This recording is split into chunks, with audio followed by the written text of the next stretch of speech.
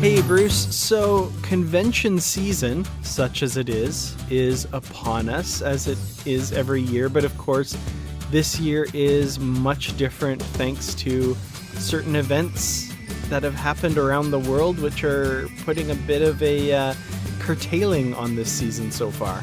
Yeah, it's really strange, there's a lot of speculation of conventions coming up and if they're actually going to happen, and if they happen, are we all wearing masks and we're all standing 6 feet apart, and how does all that work? Well, with that said, we do have some big news today we're going to share with you. I'm Dan Gunther, this is Positively Trek, and with me, of course, as he is always, is Bruce Gibson. So how are you doing today? I am ready for convention season.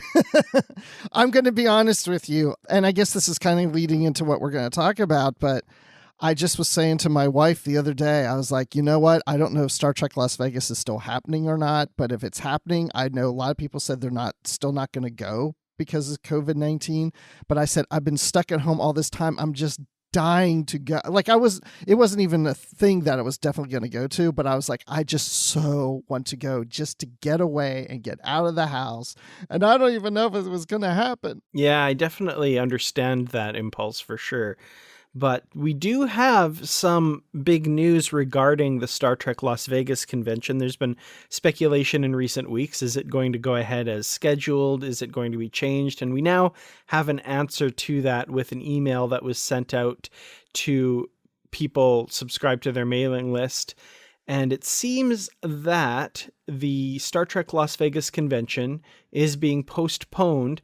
It will be now held on December 9th to 13th. And not only that, though, it has been relocated, so it will not be in the Rio as it has been in the last few years, but it is going to be in the brand new Caesars Forum Conference Center facility. So some big news, definitely big changes for that convention. Yeah, I mean, this really is huge news, and it is a relief in a sense too, because of what I was just saying before. I've talked to several people that said they wouldn't go even if it was in August, but now that it's moved to December, there's a better chance that people would go, possibly. I'm assuming they'd feel more comfortable going, I guess is what I'm getting at.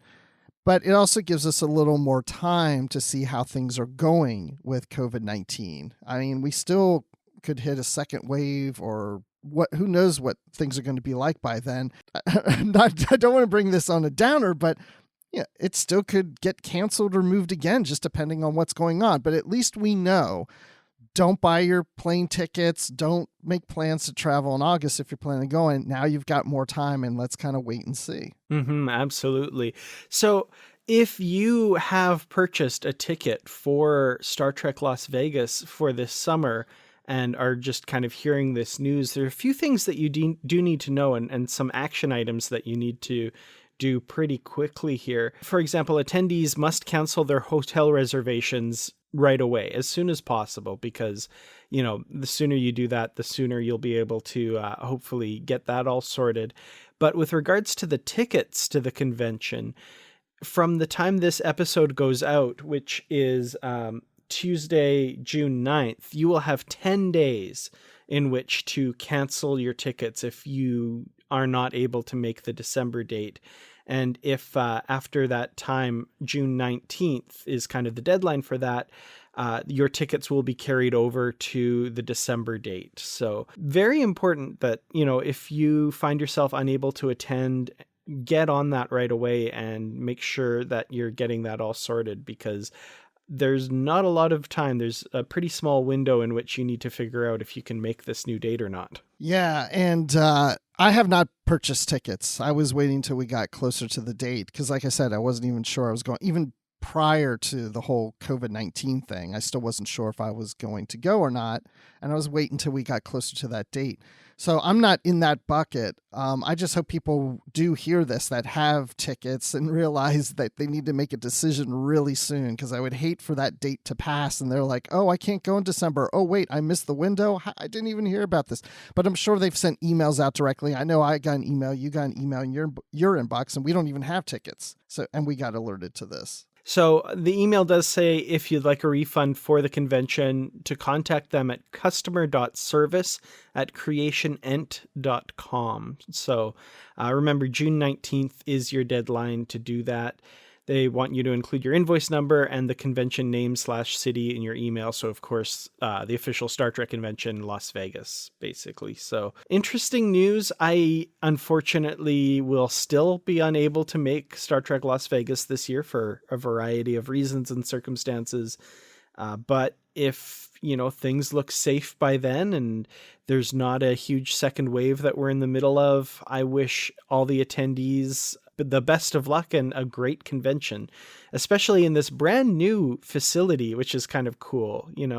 I like the Rio, but it's been showing its age, and it's kind of nice that the convention will be in a brand new, what they say, multi-million dollar, $375 million facility, and on the strip as opposed to off the strip like Rio is. So that's pretty cool. Yeah, it absolutely is cool. And again, it's in a different location, but I can see a lot of people being disappointed about that. I mean, as you're saying, the Rio is kind of showing its age. It really needs some renovation done to it.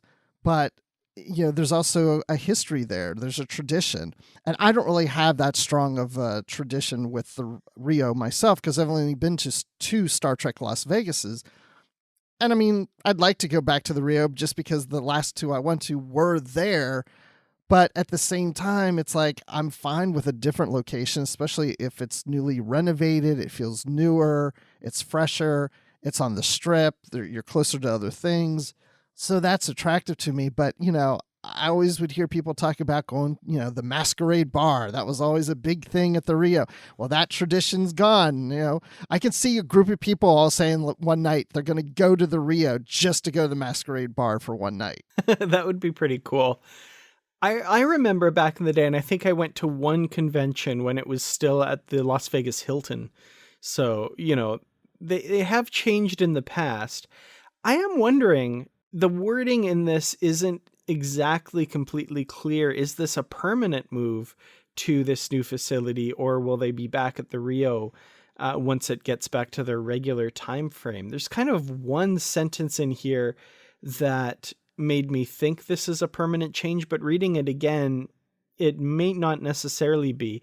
So it says Caesars Forum Conference Center features direct access to our new host hotel, the newly renovated Harrah's Las Vegas. So I don't know, that kind of initially made me think this was a more permanent move, but maybe not. It's a little ambiguous. It is. I don't know. I mean, first of all, Harrah's Las Vegas isn't a new hotel either. I mean, I think it's even older than the Rio, but they do say it's been renovated, so that's a good thing. The other option you have is there's other hotels very close by to the Caesars Forum. There's the Venetian, there's the Link, which I've stayed at before, there's the Flamingo. Those are immediately right there, and there's Caesars Palace across the street, across the strip from all those. So, I mean, there's a little more options that are closer by because, like we're saying, it's on the strip. But that then spreads everybody out. You're not in that one place where pretty much everybody's staying in and such. But what's interesting is that the Rio was owned by Caesars Entertainment, and they sold it last year. So now we're going to a Caesars Entertainment owned place called Caesars Forum. So I almost want to think it might end up being permanent, or at least they're permanently linked to Caesars. And it might be even different Caesars properties at different times. Yeah, it's definitely an interesting question. And I liked that you made that connection that they're both at one time owned by Caesars. And of course, Rio no longer is. So I do wonder if that has played some role in this decision as well. So very interesting. And dates. I mean, you and I talked before the show. We didn't even mention this. I mean, if it's now in December, are we going to keep with December every year? Or is it going to go back to August? That's possible. I hadn't even thought of that. Yeah, interesting. Yeah. But it's about the people. It's not about where it is. I don't care if they moved it to Chicago the next year or wherever, it's like, I'll go wherever it is. I mean, I'm used to like industry conventions move around all the time. So I'm used to going to different locations each year for a convention. So for me, just because it moved from one venue to another isn't a big deal, but I'll miss the Rio. I'll have to admit that. Yeah, I'll agree as well. That is the place I've been to the most for Star Trek conventions, and there's definitely a charm to it that I will miss as well. Like I said, I'm not going this year, but if this continues to be at some place other than the Rio, there will be some part of me that misses that place for sure. But again, I like the fact that's on the Strip. There's definitely a lot more. I've stayed at the Link 2 different times, and it's not a great hotel. It's okay. But you're definitely close to a lot of different things. Well, the second piece of news that has kind of crossed my desk that I wanted to comment a little bit about was a recent interview with Jason Isaacs on the Empire Film podcast. Jason Isaacs, of course, played Captain Gabriel Lorca in Season 1 of Star Trek Discovery, who, spoiler alert, turned out to be from the Mirror Universe and was kind of one of the main villains of the season in the end.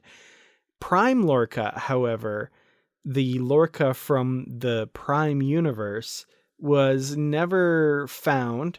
There was basically one scene where they said, oh, he wouldn't have survived in the Mirror Universe, so my Lorca is dead. Admiral Cornwell said that, which, I don't know. Star Trek, there's no body. Sometimes even when there is a body, people come back. So, this is very tenuous circumstances that we can call him dead. In this interview, Jason Isaacs does hint that we could see Prime Lorca in the future. And to me, the biggest part of this is when he says there has been talks back and forth. And if a good story is ever come up with, there's a chance we could see him again. So an interesting little tidbit. I don't think really necessarily any new information, but it's fun to know that they have thought about it and they have talked about it, which is probably obvious, but it's still nice to have confirmation. Yeah, I don't know how I feel about this. I mean, I'd love to see Jason Isaacs back in this role. I mean, my first thought is like, oh yeah, that'd be cool, because I've always thought we could see a Prime Lorca sometime. Why not? That'd be great. But at the same time, I'm like, well, I don't want Strange New Worlds to just be dipping into the Star Trek bag of characters that we've seen and what. I don't want it to get cheesy, I guess is what I'm getting at. It's like, if it makes sense and it works really well into the storylines and they come up with a really creative idea to bring Prime Lorca into this, then yeah, I'm definitely all for it. But I don't want to just bring Prime Lorca back just to bring Prime Lorca back. I mean, I guess I'm also trying to say that I'm fine with the character just assuming he's dead, or we never know what really his fate was. I'm okay with that too. But I will admit, if they do make an announcement that Jason Isaacs is coming back as Prime Lorca, I'm going to squeal like a little girl. Yeah, that to me is the biggest thing. I love Jason Isaacs, and I would love to see him back in Star Trek just because I think he's an incredible actor, and, it's a win for Star Trek to have him on screen. So, you brought up Strange New Worlds. That's possible. It could be, some tie-in with that. There's also been talk that, of course, CBS All Access would like to do, some limited series of some kind, maybe like a mini series about Lorca. Could be an interesting way to do that. Where my mind goes, though, is the Section 31 series. So the head of Section 31 is the former emperor from the Mirror Universe. So it kind of makes sense that that show might go back to the Mirror Universe at some point, or have some sort of tie-in with that. And then, then it would make sense to find the Prime Lorca there or something. So I don't know. It's entirely possible. I'd love to see a storyline like that, maybe. That's a good idea. Actually, I like it better with Section 31. Yeah, my head went to Strange New Worlds, but Section 31 would make a lot of sense because if Prime Lorca were in the Mirror Universe and was able to leave the Mirror Universe, come back to the Prime Universe, and discover, connections to the mirror universe, and he now has an agenda to do whatever it is that he's trying to do to prevent any further interaction with the mirror universe or anything that has infected our universe from it.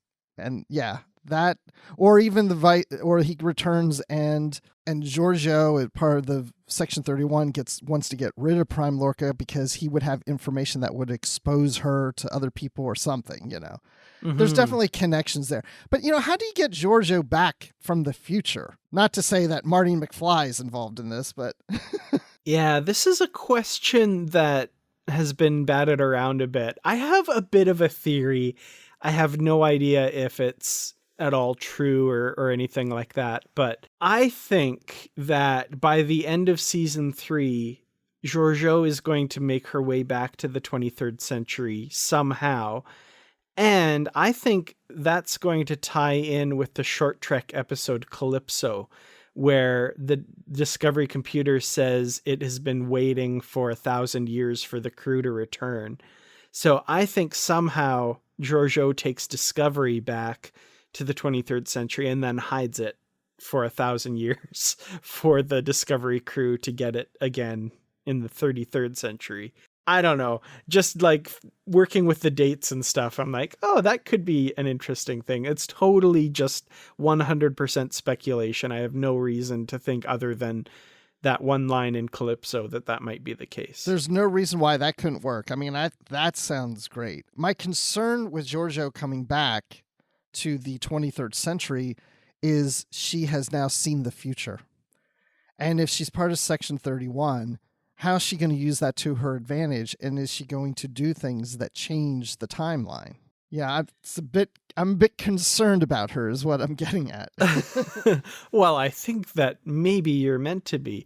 But yeah, no, I think that could be interesting. We know Section 31 exists throughout all of Star Trek, basically up through Deep Space Nine and stuff. So maybe it's because she's seen the future and knows what's coming that they've had this like long-term mission to do something. I think that would be an interesting kind of mission for that show, to be like, there's this big event, we need to set things in motion now to set something up for it or to try to avoid it or something like that. That could be kind of an interesting storyline. Yeah. I just want to know now. I just want to know. I don't want to wait. I just want to know. That's the problem right now, of course, is we're all just waiting. Everything's just kind of had this big pause button put on it, which is unfortunate. But, we just have to be patient. And, I'm still season 3 of Discovery. I'm so wanting that now. Yeah. But hopefully we get some kind of announcement soon. I have to admit, I got a little concerned the other day. I was thinking about the season 3 of Discovery, and I'm like, we haven't got any assurances that we're getting a season 4. Is that correct? At least at this point. There were some rumors a while back that they had approved Discovery for multiple seasons, but again, that was kind of an unconfirmed thing that's not been picked up by any reputable news sites. So I wouldn't take that as any kind of assurance. I personally, I don't know what their plan is for the series, if there's a planned ending or if it's open-ended or not. I guess, yeah, it's another one of those. We'll just have to wait and see what they say. Yeah, my concern is that we got this announcement for Strange New Worlds, which I'm excited about, but at the same time I thought, could this prevent a season 4? I mean, how much Star Trek is CBS going to do? Would they, what if they start going into Strange New Worlds, are they going, and if it does really well, are they going to say, well, let's keep on track with this one and let's go ahead and maybe do one more season of Discovery and then that. Anyway, my point is, in this discussion, when we were talking about the show Section 31, I haven't heard anything more about it for quite a while. And for all I know, Strange New Worlds is replacing that. They're just not telling us that. I don't think that's the case, because Alex Kurtzman did say that Section 31 is in production, and we also have 2 other shows that we're not talking about yet that are in production. presumably Strange New Worlds is one of those. And I mean, this was said in January, so that's not that long ago. So I think they're all still going forward. And we do know, of course, that CBS has said what they want is year-round Star Trek all year. So they're not even at that level of that yet. So I'm thinking they're wanting to add these so that there is Star Trek all throughout the calendar. So That was my impression, my first impression. But, I start to panic when I start thinking. Then I'm like, well, wait. We're glad we're getting a new series, but is it the expense of something else? I don't know. And I start freaking out. Well, according to Alex Kurtzman, it's not. So I'm holding on to that as my hope. And we can trust him, right, Dan? We know him well enough that we can trust him. Definitely. I mean, he's only been fired 8 times, according to some people out there. I was thinking about that too the other day. I'm thinking about all the people I heard last year around this time talking about how he was fired. And I'm like, but he's still showing up to work. How does that work? I want to know that. It's the weirdest thing. You'd almost think they were pulling that completely out of their butts. Weird. Yes. That's why those people will never be on this show. Absolutely. Well, so yeah, we want to hear from you guys. What do you think about the idea of bringing Prime Lorca back into Star Trek? And if you were going to do that, how would you do it? Let us know. You can tweet to us at PositivelyTrek with those ideas, or email us positivelytrek@gmail.com and let us know what you think about that. Now, there's still some more news that we want to share with you as well. And this is some good news, which is exciting. The return of Star Trek comics. So the main distributors of comics, Diamond, had put a halt on distribution due to the coronavirus pandemic. However, IDW has announced that they are now back in business and have an updated summer schedule, along with, of course, their Star Trek titles, which we're all very much looking forward to. It's been kind of a drought of Star Trek comics for the last little while, which, I hadn't realized how much I miss the Star Trek comics. We read them regularly for literary treks, and it's kind of just become a part of the routine, like, oh, more Star Trek comics, okay. And they're very good stories. I'm really loving Star Trek Year 5, for example. But it kind of became a little bit routine to me almost. And now with them not having been around for the last couple months, I'm really, really missing these excellent stories. Yeah, I mean, it's great that we're getting them back. I mean, when you start reading the comics, you're getting new Star Trek, and you're getting it on a regular basis. So when it's taken away from you for a while, it's a little disappointing. But then when you see they're coming back, you get all excited again because you miss it, and it's great. And the funny thing is, one of these issues just came out. We already got, Year 5, issue 11 is out right now. So you can go and purchase that today. Yeah, I'm excited for the continuation of the Year 5 series. This has been a really great series of comics. And so, yeah, June 3rd saw the release of issue number 11. I love this cover. We've got Isis, who's the Gary Seven's cat, who's actually like that shapeshifter woman with, those shapeshifting powers. She's in engineering, and Scotty's kind of giving her a little side eye there. And we see the shadow she's casting on the wall is, of course, of this woman form of hers. So I'm loving these covers too. Very artistic. Yeah, they are. I really do enjoy these. And then the rest of these issues that we have coming out, the follow-up issue to this issue we're talking about, Year 5, number 12, comes out on July 1st. Then we have the Deep Space Nine, Too Long a Sacrifice on July 15th. That one I am really looking forward to. I mean, come on. Let's show Deep Space Nine more love in the comics, right? We're returning to them. And yeah, it's got Odo on the cover. I don't even know. I didn't mention about the cover on number 12 of Year 5. I don't even know if we should. And the reason I'm saying that is because it loops back to what we saw in the first issue. And I don't know is that a spoiler? I guess if it's on the cover, it's not, but. Yeah, I don't know. I all I want to say is check this out. Look up. You can find on Trek Movie, for example, they have a story talking about the return of the comics. This cover is incredibly artistic. I would say it's fairly graphic for a Star Trek comic cover, but just very well done and very, yeah, I don't know. It's interesting. Yeah. Yeah, I think you're called it. Go to trekmovie.com if you guys want to see these. Mm-hmm. It's worth it. Yeah, definitely. And then July 22nd, we have the trade paperback for the second volume of Star Trek Year 5 stories with one of those kind of retro cool covers on it as well. So, if you wait to read these comics in trade paperback form, that's when the next one you can find towards the end of July. And what's interesting is that this trade paperback is issues 7 through 12. So it will have the most current issues. Like issue 12 that comes out in July will be in this trade paperback. And then August 5th, we get the 13th episode of Year 5. So they're coming quickly, one per month, back to regular scheduled programming here, which is good. And so this cover is pretty interesting as well. Definitely something to do with the Klingons, given the big symbol that we see in the middle. And Dan, I just have to point out, because we all do this, you called it an episode and not an issue. Whoops. I will own that. I mean, we won't go through the full list, but yeah, then we get the second issue, Deep Space Nine. We get the trade paperback of Star Trek Picard Countdown in August. And then, which we've been waiting for a while, is a new Khan miniseries. That's coming at the end of August. Yeah, Hell's Mirror. So the Mirror Universe Khan miniseries, or sorry, one shot, I guess. It's not a miniseries. Oh, I was thinking it was, okay, yeah. Yeah, so I'm interested in this too. I'm curious to see what story they've come up with for this. So some really cool stuff coming from IDW. Really excited that they're kind of back on track to get these comics out. Yeah, and the reason I said miniseries, this is still a pet peeve of mine. I don't like things that are just going to be one issue and it says it's issue number 1. Yep. If there's not going to be an issue number 2, don't call it an issue number 1. It's just an issue.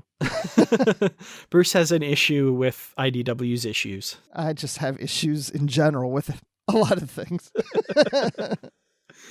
Well, Bruce, when you're not having issues with comic book issues, where can people find you online? Well, you can issue me a tweet on Twitter at Admiral_Rex. I'm also on Instagram. I don't really post that much on Instagram, but I'm in there every day looking at stuff. But I am on Instagram, and it's just Admiral Rex, no underscore in between the Admiral and the Rex. That's a whole long story. I used to have it, and I gave it away. I changed my Instagram handle briefly because I was also going to change my Twitter one, but then I decided no. And I mean, less than a day, I decided, no, I'll put it back to Admiral_Rex, and someone already took it. Like that quickly. That's like crazy. How many people are looking for Admiral_Rex to use the day I drop it? Like, I don't understand.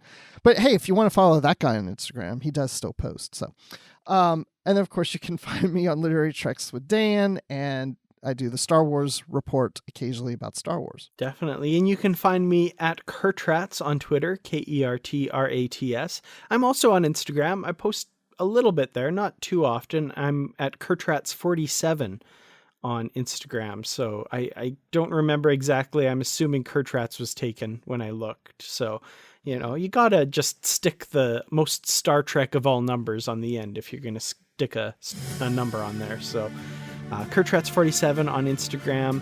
On YouTube, I'm youtube.com/KertratsProductions.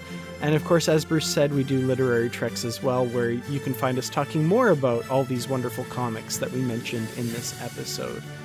So thank you all so very much for listening. Have a positive week. Stay strong, stay safe, and we'll see you in the next episode.